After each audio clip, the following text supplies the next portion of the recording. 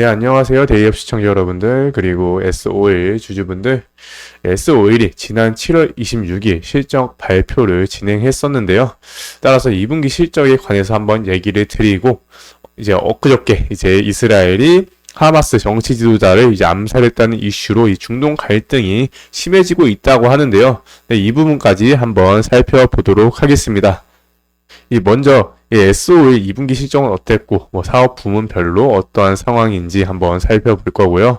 그리고 이 중동 갈등이 이제 심화되면 결국 이 유가가 상승할 수밖에 없는데 이 부분이 이제 원유 정제하는 이제 S5의 입장에서는 과연 호재인지 한번 살펴보도록 할게요.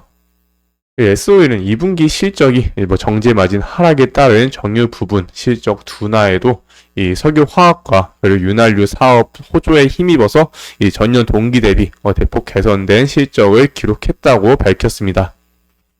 이 S5일은 총 이 세 가지 부분으로 사업을 나누는데요. 이 원유를 정제하는 이 정유 부분과 이 정제한 걸 이제 제품으로 만드는 이 석유화학 부분 그리고 윤활 부분 이렇게 나눌 수가 있습니다.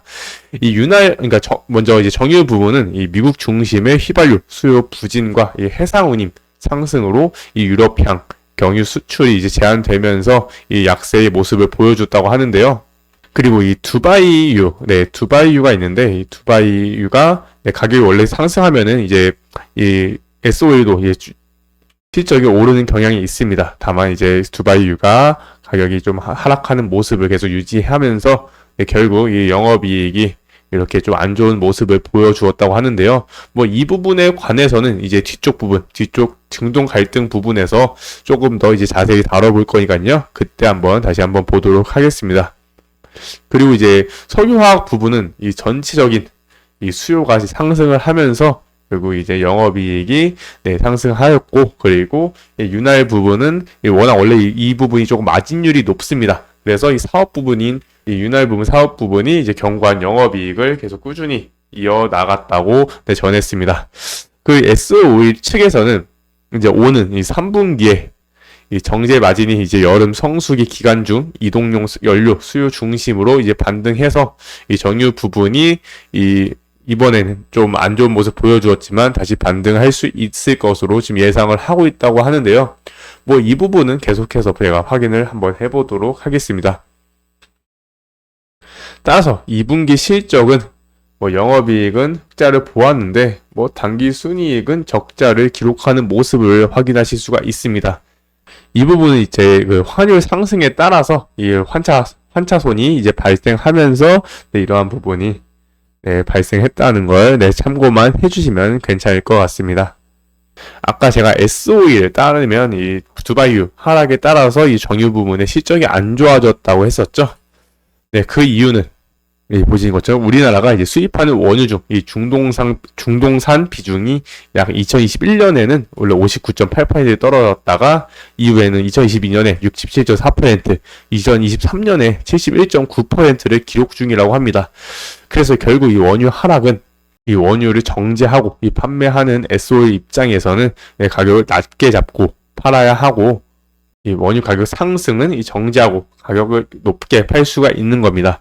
이 정제하는 과정은 이 원유가 싸든 비싸든 결국 비용에 추가적인 비용이 발생하지가 않습니다. 그래서 이렇게 최근 이제 중동 갈등에 따라서 이 중동산 원유가 비중이 좀 높은 우리나라는 이 중동산 원유가 가격이 오르면은 그에 따른 이제 S5일의 수혜가 조금 예상이 되는 부분이다 라고 이제 생각을 하시면 되겠습니다. 그래서 우리가 지금 원유 수입을 많이 하고 있는 이 중동이 이번에 이제 전쟁까지 이제 날 걸로 예상을 하고 있다고 하는데, 이 기사에 따르면 이스라엘과 이 팔레스타인 이 갈등이 계속 지속이 되고 있었잖아요. 작년부터 계속 지속되고 있는 가운데 이 팔레스타인 이 무장정부 하마스의 이 정치국 최고 지도자 이스마일 하니에가 이 이란 수도 테헤란에서 이 암살을 당했다고 하는데, 그 배후가 이제 이스라엘이라고 이제 지목이 되면서 이 전쟁 확산 우려가 나오면서 이렇게 석유 관련주들이 일단 갈등을 먼저 보여주었다고 합니다. 이 암살당한 이스마일 하니에는 이날 이제 이란 수도 테헤란에 있었는데, 그 이유는 이제 대통령 취임식에 참석했다가 이러한 일이 벌어진 거라고 합니다. 따라서 이 이란 측 최고 지도자 이 아야톨라 알리 하메네이가 이 자국에서 팔레스타인 무장정파 하마스의 최고 지도자인 이 이스마일 하니에가 이제 암살된 것과 관련해서 이렇게 이스라엘을 직접 공격을 할 걸로 지금 명령을 내렸다고 합니다. 현재 그래서 원래는 이 이스라엘과 그 팔레스타인의 이 갈등이 계속 심화가 되고 있었는데, 지금 보시면 이란이 지금 이 전쟁에 지금 참여를 했죠. 참여하면서 이스라엘을 공격을 할 걸로 지금 명령을 내렸기 때문에 지금 전쟁이 조금 확산이 되고 있다는 점 조금 생각을 해주시면 될 것 같고요. 이란은 이 석유, 이 원유가 이제 나오는 나라라고 할 수 있죠. 뭐 높지는 않은데 일단 생산량은 9위 정도라고 합니다. 9위 정도로 하는데 뭐 이란만 지금 참여를 하고 있지만 뭐 중동 국가 점점 이제 퍼져 나갈 가능성이 있기 때문에 이 부분은 뭐 추후 저와 함께 계속해서 확대가 되면은 계속 확인을 해보도록 하겠습니다. 일단 이렇게 중동 갈등을 계속 유지하고 있는 가운데 이제 7월 31일 큰 폭으로 이제 국제 유가가 상승 중이라고 합니다. 뭐 이유는 아까 보셨듯이 이 이스마일 하니에가 이제 암살되면서 이 중동 지역의 군사적 긴장감이 이제 고조가 되면서 이처럼 이제 3% 이상 상승하는 모습까지 확인하실 수가 있겠습니다.